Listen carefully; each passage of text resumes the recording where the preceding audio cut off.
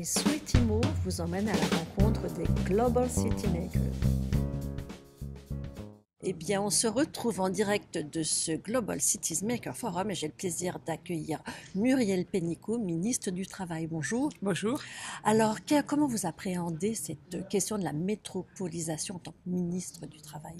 Je crois que la métropolisation est à la fois une chance, elle peut être une chance pour l'innovation, mais il faut aussi veiller à qu'elle puisse apporter non seulement à ceux qui en bénéficient, mais de façon plus large.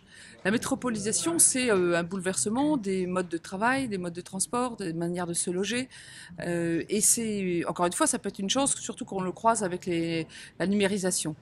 Mais en matière de travail, par exemple, on voit bien que la question du transport, qui devient une sorte de temps perdu entre le temps personnel et le temps de travail, est accentuée par la métropolisation, avec des temps de distance très importants.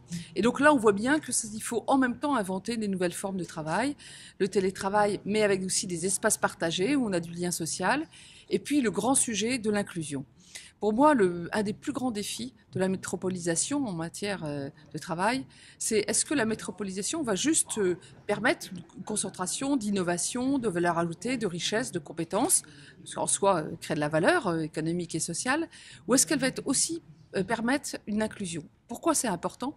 Parce que si nos concitoyens, et c'est vrai dans d'autres pays, voient ces grandes métropoles se développer, voient leurs enfants y partir faire des études et ne pas revenir, s'ils voient que finalement cette richesse créée, ces emplois créés ne leur bénéficient pas parce qu'ils sont plus vénérables ou parce qu'ils sont dans une zone rurale, une zone éloignée, à ce moment-là, on aggraverait la fracture sociale et territoriale.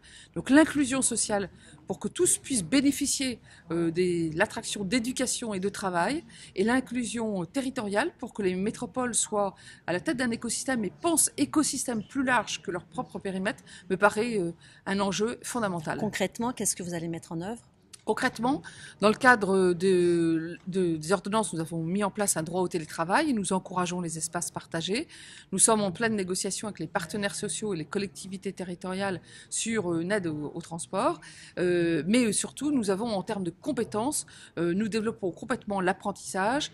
Nous mettons 15 milliards d'euros pour former 1 million de jeunes, 1 million de demandeurs d'emploi. Et ce que nous demandons aussi aux grandes métropoles, c'est du coup de tendre la main aux jeunes des quartiers prioritaires de la ville, tendre la main aux zones rurales, et donc que les métropoles soient aussi des lieux de formation plus larges qui permettent d'accéder à l'emploi et finalement au vivre ensemble dans la société et non pas être en deuxième division auquel aspirent tous nos concitoyens. Donc c'est une grande responsabilité les métropoles, mais je pense que c'est un sujet essentiel pour l'avenir sur le plan économique, sur le plan social et sur le plan démocratique. Et puis il y a un autre sujet qui vous tient à cœur, c'est le droit à la déconnexion, parce qu'aujourd'hui on est tenté par travailler partout, travailler tout le temps, notamment dans les grandes métropoles, profiter du temps de transport aussi pour travailler.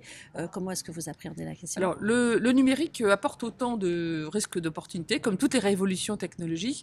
Un métier sur deux va être profondément transformé, ça c'est le sujet compétence, mais les manières de travailler sont transformées aussi.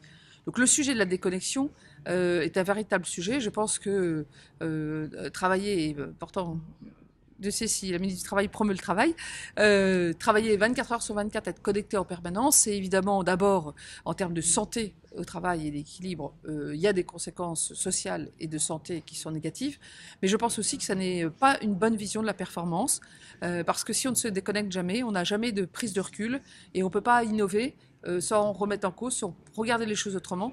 Donc je pense que les entreprises qui ont commencé, et la loi l'encadre, à faire du droit à la déconnexion, elles ont raison, évidemment sur le plan social et de la santé, mais aussi sur le plan économique. Donc c'est le ministre du Travail qui le dit, il faut déconnecter pour être plus créatif et travailler. Exactement, il faut travailler beaucoup mieux et les nouvelles technologies peuvent nous permettre d'être beaucoup plus efficaces dans un temps plus rapide, mais il faut savoir aussi couper.